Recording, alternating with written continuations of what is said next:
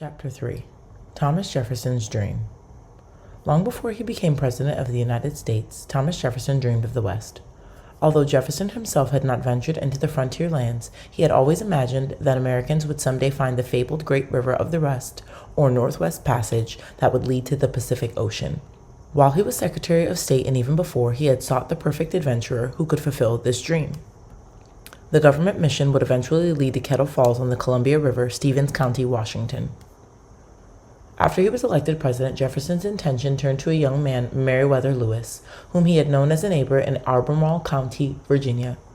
Lewis had 6 years of Army service on the frontier, and President Jefferson thought he would be ideal for a mission to explore the uncharted West.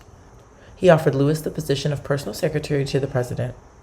Lewis, who was at the time paymaster for the 1st United States Infantry Regiment, quickly accepted. President Thomas Jefferson, 1743 to 1826. Meriwether Lewis, 1774 to 1809. From the start, Jefferson and Lewis discussed an expedition to the Pacific. By 1802, Lewis had begun collecting equipment and estimating the cost of such a journey. The two planned it as a peaceful scientific investigation so as not to alarm the Spanish or the French, into whose territory the explorers would be heading. Lewis ordered knives, rifles, and ammunition and began supervising the construction of an iron frame for a boat, which he named the Experiment. He began taking lessons in celestial navigation and consulted a physician about how to care for his men in the backcountry. William Clark, 1770 to 1838. On January 18, 1803, Jefferson quietly sought funding from Congress to pay for an expedition to explore the West. He described it as a literary pursuit, but also tempted Congress by referring to the great supplies of furs that England was acquiring from Native Americans along the Missouri River. Congress approved $2,500 for his plan. Fort Clatsop, Lewiston, Great Falls, Billings, Omaha, Kansas City, St. Louis, Clarksville, Louisville, Charlottesville, Monticello, Pittsburgh. The route Lewis and Clark took from the Atlantic to the Pacific Ocean in their exploration of North America. When the news reached the White House on July 14th that Louisiana now belonged to the United States, the need for secrecy vanished. A month before, Lewis had written to William Clark, with whom he had served on the frontier, asking him to co-lead the expedition. Clark was the frontier of a Revolutionary War hero, George Rogers Clark. William happily replied, "My friend, I do assure you that no man lives with whom I would prefer to undertake such a trip as yourself."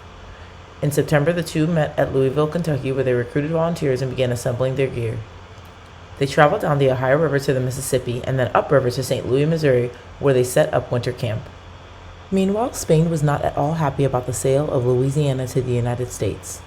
The promised exchange of the colony for the kingdom of Etruria had never come to pass. Now, Napoleon had sold land that, in Spanish eyes, still belonged to Spain. The Spanish minister in New Orleans prepared to defend it against an American takeover. William Claiborne, 1600 to 1677. But when Jefferson threatened to take both Louisiana and Florida by force, Spain backed down. King Carlos IV ordered his officials to transfer Louisiana to France. On November 30th, 1803, the Spanish governor placed the keys to New Orleans' fort on a silver platter and handed them to French Commissioner Pierre Laussac. Only 20 days later, Laussac, who had hoped to preside over a French Louisiana, stood on a hotel balcony with tears in his eyes as he handed the keys to William Claiborne, governor of Mississippi, and James Wilkinson, who was now commanding general of the U.S. Army. The French flag was promptly lowered. It would never again fly over any colony on the continent of North America. Reactions to the Louisiana Purchase in the United States varied from wild enthusiasm to angry protest. The Federalists felt that $15 million was a foolish price to pay for a wilderness unpeopled with any beings except wolves and wandering Indians, in the words of one newspaper editor. The Constitution did not provide for a president to acquire new land, and some felt that the purchase was illegal. The American flag is raised in New Orleans.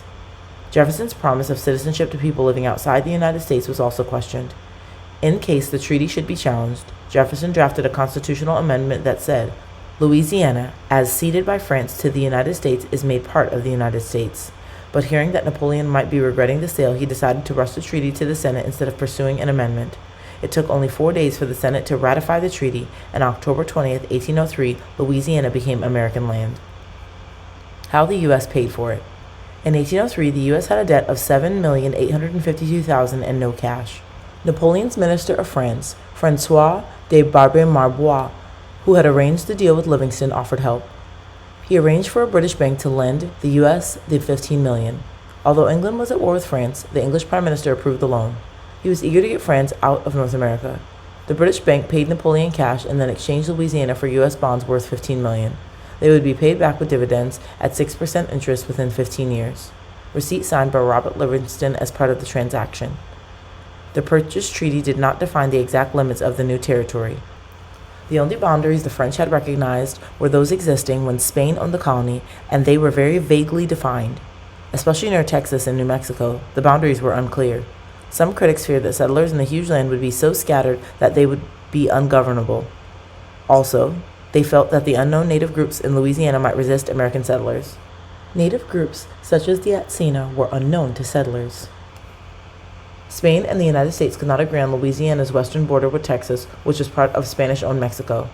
Attempts to resolve the question broke down in 1805 when the two countries broke off diplomatic relations.